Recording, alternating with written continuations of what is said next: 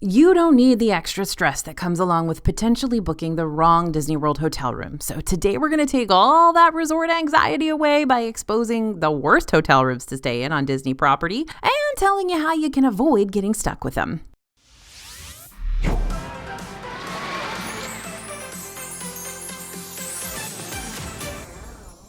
Hey everybody, it's AJ for Disney Food Blog. So picking the right Disney World resort is one of the biggest decisions of your trip. That's going to be your home away from home all vacation long, and you're going to spend thousands of dollars on it. So you might as well love where you're going to live. While each Disney World hotel room does have its pros and cons, some might have bigger cons for you than others. And that's what we're trying to expose today. The Disney hotel rooms with the biggest flaws that you might not be able to overlook. One important disclaimer before we get into the thick of all this. Remember that every travel group is different. So everyone's going to have different expectations when it comes to where they're going to be staying all trip long. While we are going to be outing many Disney hotel rooms as being some of the worst fits for certain groups and situations, they still may be the right fit for you at the end of the day. So make sure to study up on each of these resorts before you make your final decision. And scan the QR code you see on the screen now, or head to disneyfoodblog.com/hotels if you want to pick up our free guide that discusses every Disney World hotel in depth, including our personal rankings for which ones we believe are good, better, and best. Okay, we're going to start with the teeny tiny Riviera Studios. I'm usually all about miniaturized stuff. I went to the Small Worlds Tokyo Miniature Museum one of the last times I was in Japan, and it was one of the highlights of my entire trip. I love tiny airplanes. I'm obsessed over finding all the seemingly random tiny doors around Magic Kingdom. Why are there so many? And I literally have a miniature stack of pancakes sitting on my desk right now, and they are the cutest thing I've ever owned. But when it comes to my choice in Disney hotel room, there isn't anything cute about a tiny room, which is why even though I love Disney's Riviera Resort, I'm so not a fan of their tower studio rooms. Now, for the record, Riviera isn't trying to pull a fast one on you. When you go to book a tower studio room online, they tell you exactly what you're getting yourself into. These specific studio rooms only sleep 2 guests and feature 1 queen-sized pull-down bed, so you kind of have to choose between a bed and a couch. On the website, Disney does try to pitch this tiny home concept as something more appealing, mentioning that this unique style of room features a flexible living space and a private balcony. But what they don't tell you is how you achieve that flexible living space, and that's by either having a bed or having a place to sit, because you and your fellow traveling companion won't be allowed to do both. Why is that? Because in order to access the pull-down bed, you've got to pull it down from the wall over the couch. Not only does the bed-couch situation leave something to be desired, but as nice as the bathroom is in here, we're still only given 1 singular bathroom in the tower studio. Normally, in the other Disney hotel rooms, even in the standard value ones, you've at least got a separate sink, toilet, and shower space you can use so one person can brush their teeth or continue to use the bathroom mirror to get ready for the day while the other person can do their business. But not at the tower studio. You've got all your bathroom amenities kept in 1 room and 1 room only, which might be fine if you're bunking with your sweetheart, but could be kind of awkward if you're doing like a best friend's trip. Now, don't get me wrong. Despite the cramped quarters, the tower studio rooms are still nice and neat and have lots of hidden storage space you can use while you're there. But for that limited amount of space, you're still going to have to pay like $350 to $600 plus a night, and that's a lot of money on a teensy-weensy room, especially when you consider that you can literally get a standard Pop Century room for around $200 per night, which can sleep up to 4 guests and has a split bathroom concept. Or you can pay around the same $600 price point to get a whole family suite over at Art of Animation, which will give you 2 bathrooms, a separate living space, and big enough accommodations to sleep up to 6 people per room. Not to mention, both Pop Century and Art of Animation are only a quick Skyliner ride away from the Riviera, so you can still visit the Riviera and walk its grounds and shop in its gift shop and take part in its daily activities and eat there. So you don't have to miss out on seeing this resort just because you're not staying there. I do understand the big appeal of staying at a chic resort like Riviera. I really, really do. There's nothing quite like waking up in the morning and sitting out on your nice little deck to look out across the resort with that beautiful view of the lake and the Skyliner in the distance. But even if you get one of the non-tower studio rooms to accommodate bigger groups or to just give yourself more space, you're going to be paying for the most expensive rooms on the whole Skyliner route. If you really want to book a room at the Riviera, you may be better off booking through a reliable third-party Disney Vacation Club rental site. We always recommend David's DVC Rentals to help you save potentially hundreds of dollars on a room here or at any other DVC resort. Really quickly, this is how these kinds of rental sites work. If a DVC owner is unable to use their allotted vacation points before they expire, then they'll sometimes rent them out to help non-DVC members get rooms for cheaper and basically not lose their points. Sites like David's Vacation Club Rentals work as the middleman, assisting owners with DVC rental matchups and making sure both the renters and the rentees follow through with their side of the deal. To learn more about third-party rental sites, including the pros and cons of using them, check out our DFB video, The Disney Hotel Secret That Could Save You Hundreds, right after this. Okay, you knew this one was going to be in here, right? Viewer, you absolutely know that I talk about this all the time because I don't want anyone to be caught off guard. Don't let the beach name fool you at Caribbean Beach. This resort has the potential to be anything but relaxing. This resort is a sprawling one, so big in fact that your room might be closer to the Riviera's Skyliner station than the actual Caribbean Beach Skyliner station. But what I want to focus on specifically right now are any of those Caribbean Beach rooms that are above the first floor. You see, Caribbean Beach lacks elevators, so you're going to have to walk up and down the stairs every single day if you're on any floor other than the ground level. And that may not be an issue for you, but if you're navigating Disney with a stroller or ECV or any sort of mobility issues or your luggage, everything's going to be like 10 times more difficult anytime you're leaving or returning. Not to mention, at the end of the day, when your kid's fallen asleep on your shoulder and you're just as exhausted as they are, the very thought of having to walk up to a third floor with that kid just snoozing away on you is going to feel like you're about to take on the boss level of your Disney day. It hurts. If you do end up staying at Caribbean Beach and you know the lack of elevators is going to be a serious issue, make sure to put in a request for the ground floor or the first floor. When you book your Disney World hotel, and even after you arrive, you can make specific room requests. You can even log into your My Disney Experience account to make those requests ahead of time.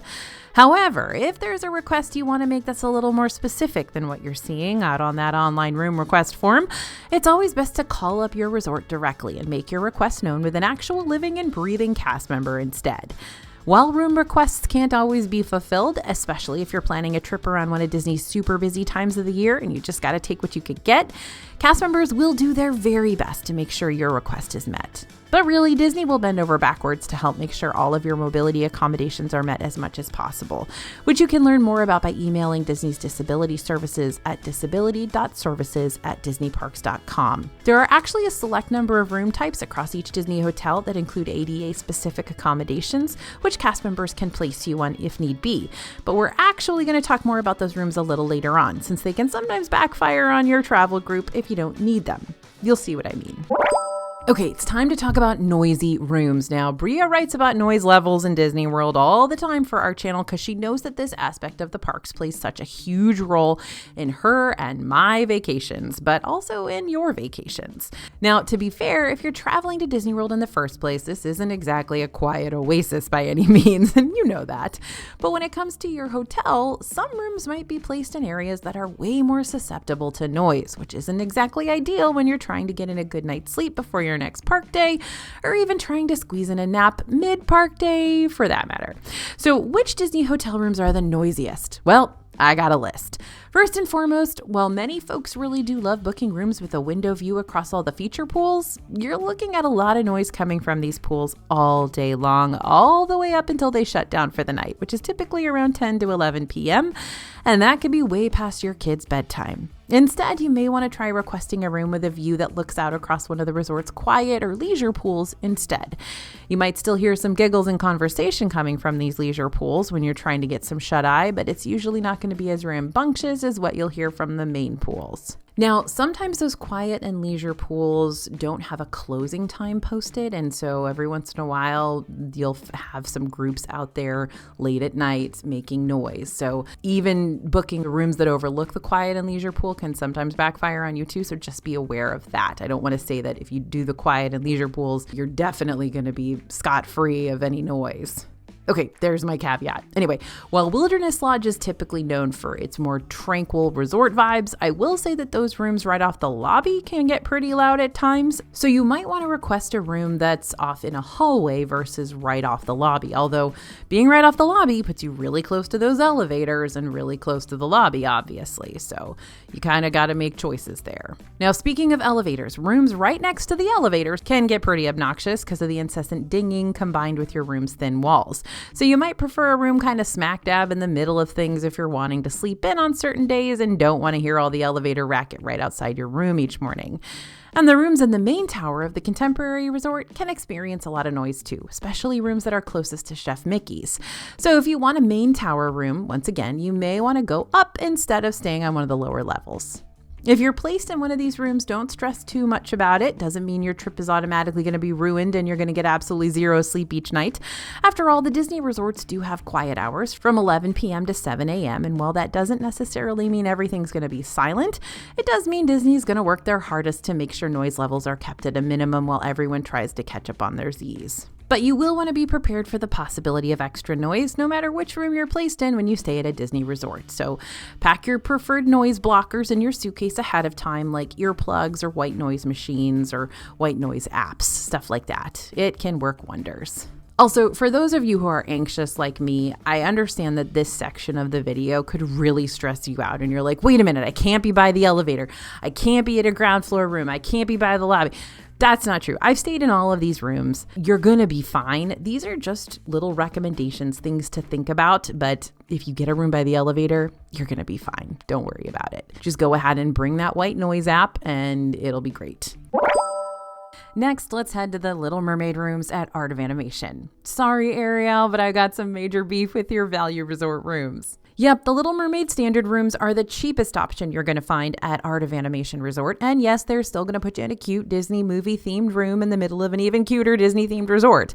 And yes, you'll still be within walking distance to the Skyliner, so you can quickly get over to Epcot, Hollywood Studios, or the other Skyliner resorts during your visit. All good things. However, the standard Little Mermaid rooms also have a lot stacked against them. For starters, while they might be the cheapest rooms at Art of Animation, they're also typically the most expensive standard rooms across the value hotels. The standard Little Mermaid rooms typically range around $250 to $280 plus per night. Meanwhile, the standard rooms across Disney's all-star resorts usually range between $150 and $200 per night. And Disney's Pop Century Resort, which again is also on the Skyliner route, has the standard rooms that normally cost you $200 to $230 per night. And get this, the All-Star standard rooms and the Pop Century standard rooms have all been recently updated to give you a newer, renovated stay with beds that have the ability to fold up into the wall to give you more space to spread out during the day and give you a table to dine or play games on. But unlike those Riviera rooms that we were talking about, you can have both a place to sit and a place to lay down at the same time. Meanwhile, the Art of Animation's Little Mermaid rooms still haven't been upgraded to that level, meaning you'll be paying more for a dated room. The Little Mermaid rooms are also on the far opposite end of the hotel, so a long way away from all the big resort amenities like the feature pool, the lobby, the food court, the gift shop, the bus stop, and the Skyliner station too. Not to mention, for some odd reason, the Little Mermaid rooms either aren't always included in promotional discounts or have less of a discount than you can apply towards your future stays when you use one of the savings opportunities found on Disney's special offers, deals, and discounts page. Now, this isn't always the case. Some of Disney's most recent discounts that were just released for those upcoming holiday stays still include Art of Animation in the regular deals lineup with room savings up to 20% off. But if you check out the room discounts for trips that take place between July 8th and October 3rd, you'll find that the Little Mermaid standard rooms will only give you a 10% discount for your entire stay, while any other value resort room will give you 15 to 20% off. Now, this is why it's always important to read the fine print of those promotional deals, because you're always going to want to make sure you know exactly what kind of deals you're signing up for in the end. Like I said, a stay at the Little Mermaid rooms in Disney's Art of Animation Resort can be a good thing if you want to pay less to stay at this value hotel and swim in its really cool character-themed pools too, but it can also be the worst deal if you're just trying to find the cheapest and most updated Disney rooms on property. All right, Coronado Springs, we're coming for you next. Coronado Springs can be one of my favorite resorts to stay in and one of my least favorite resorts to stay in, and it all depends on which room I get. I love this hotel because it features the grand and miraculous Gran Destino Tower. Now, this opened back in 2019 and makes you feel like you accidentally booked a deluxe resort when you were trying to book a moderate one to save money. But that's not the case. This really is still a moderate level room with a classy, modern, artistic feel to it. While you're not going to get a whole lot of colorful characters in the room here, what you will get are classy wood and metal details, a large stand-up shower, lots of storage space, a desk area, lots of places to plug and charge electronics, and a personalized smart TV. And depending on which room you choose, you might also get an epic view across the shining waters of Lago Dorado or potentially a fireworks view. You've also got quite the fancy pants dining and lounge options here, like Toledo, Tapas Steak and Seafood. You've got Dahlia Lounge. You've got a fitness center right in the tower. Lots to recommend the Gran Destino Tower. So what's the problem? Well, not every Coronado room exists within Gran Destino Tower. The older Coronado Springs rooms are featured across 3 different locations, and each will put you closer to a different section of the resort. The cabanas are closer to Gran Destino Tower, and select rooms are very close to the dig site pool area. The casitas are mostly closer to the Coronado Springs lobby, where you're going to find more dining options available, and the ranchos are, well, they're kind of out in the boonies, away from everything. This might not be a problem for you, especially if you're looking for a quieter resort stay, but if you don't want to wind up walking hundreds of extra steps to get to your resort's main amenities, you might be better off requesting a Coronado Springs room outside of the Ranchos section. Or you may want to make sure that the room you're booking is going to be inside the Gran Destino Tower, so you don't have to worry about having to request one of the other Coronado Springs buildings. Now, you can book tower rooms. That is something that is on offer on the website, so you can guarantee you'll be in a tower room, and I would highly recommend it. Now, yeah, Gran Destino rooms are a little pricier than the other 3 older locations, but that extra cost might be worth it for you to have more convenient amenities, classier room setups, the ability to get to food, fitness centers, and the lobby without leaving the building. This is something I don't know why I'm so enamored with not having an external hallway. To me, it just feels much more luxurious to have all of your amenities inside the building you're actually staying in. That's what you get with Gran Destino Tower. Now, here's why you really watch DFB, because as much as we love Disney World, we're never, ever going to pull the wool over your eyes when it comes to things that just feel unfair, especially in the resort world where you wind up paying a lot of money for something that may not actually fit your needs. We care about y'all too much to just sit back and let that happen to you or us. Now, as you're probably already aware, there are several different categories of Disney hotel rooms you can choose from, ranging from standard to deluxe to multi-room suites to club level to studios to DVC villas. Along with room views, different bed configurations for each room can also majorly trip up your group. Take Disney's Beach Club, for example. You can book a standard room and be given a king bed with a sleeper sofa, 2 queen beds with a sleeper sofa. The possibilities are great and many, and depending on your group, one room type might work for some but not work for others. For instance, a 3-person group with 2 parents and a kid may be just fine with a king bed and a sleeper sofa, but a 3-person group that's made up of work colleagues in the same room type may be more awkward and create major tension from the get-go. And the worst part about all this, Disney doesn't confirm what room type you'll receive until you get there, so these kind of unaccommodating accommodations could be a very unwelcome surprise that adds quite the sour note at the start of your trip.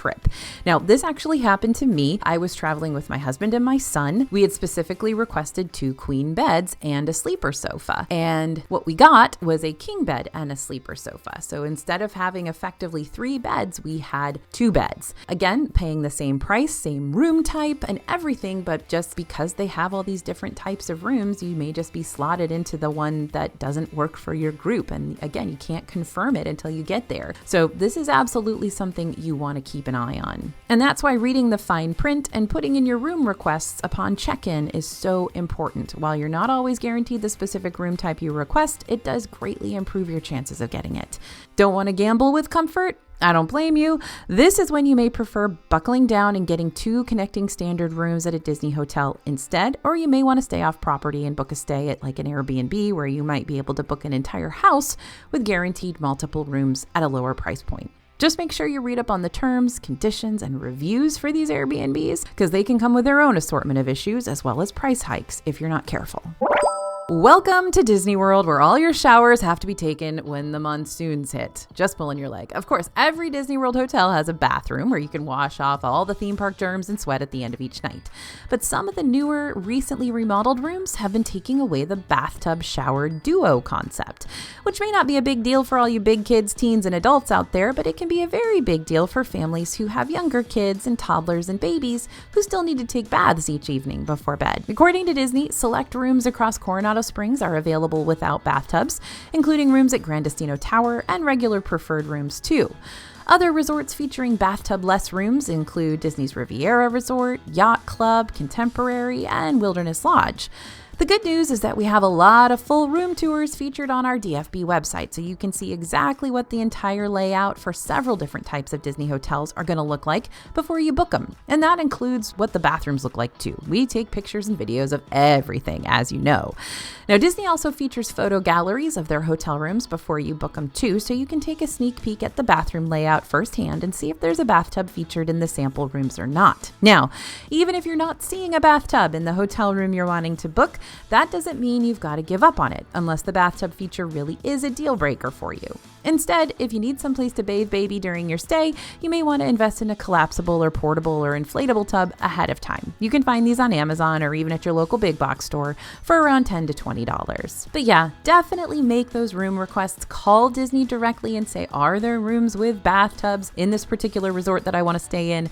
And how can I guarantee that I get one? This is absolutely something you should do. Don't just assume that you're going to get what you need. Okay, now we're back to those ADA compliant rooms. So before I get into the cons, let's talk about the pros of these style rooms. Disney Resort hotels offer accessible rooms with features for guests with any disabilities, including wheelchair accessible rooms and hearing accessible rooms too. To request an accessible room, you'll need to select the accessible rooms checkbox when you book your vacation online to view which accessible rooms are currently available. Now here's where things get interesting. Sometimes, especially during Disney's busier seasons, ADA compliant rooms aren't always all booked up, so you might still find yourself placed in one even if you didn't request one. For the most part, these rooms are still going to give you all the features and decor you're going to find in standard Disney rooms, with a few modified tweaks here and there. And those modified tweaks are what can get folks into more trouble than they realize. The point is actually inspired by a true story from one of our DFB reporters who was placed in an ADA-compliant room with her family of younger kids over at Pop Century not too long ago. While she said the room was certainly comfy and livable, there were two striking issues with it. One, it didn't have a bathtub since the showers here are wheelchair accessible. And two, there was a button near the pocket door to the bathroom that opened the main door of the room, and it was way too easy to accidentally hit said button, thus opening the door to her hotel room and having to wait for it to close back up each and every time it was accidentally bumped, which does take a hot minute. What was even more unfortunate was that our reporter's kids thought this fun feature was hilarious and kept accidentally hitting the button in the middle of the night. If you find yourself in one of these rooms and you know it's not going to work out for you and your fam, you can always request a room change at the front desk and Disney will try to accommodate your concerns. Again, this isn't always a guarantee, especially if Disney had to place you in that room because the hotel was super packed in the first place, but it's always worth asking about and seeing if you and the cast members can find a satisfying conclusion to the issues. Otherwise, you may want to make it very clear to your kids that the buttons in the room are off limits. I know. Easier said than done, right? But communication is the first step to solving a problem like this, even with your children. I have no leg to stand on when it comes to parenting advice, believe me. So Disney World's resorts can be just as susceptible to change as anything else in Disney. So if the status of these worst rooms ever changes for us, or we stumble upon another major red flag, we'll be sure you're one of the first people to know about it. And don't forget to pick up your free DFB hotel guide right now over at disneyfoodblog.com/hotels. Thanks for listening, everyone, and thanks for watching. Be sure to let us know in the comments what your favorite hotel rooms are and the ones that you've stayed in that you wouldn't stay in again, and why. As always, this is AJ for Disney Food Blog, and we'll see you real soon.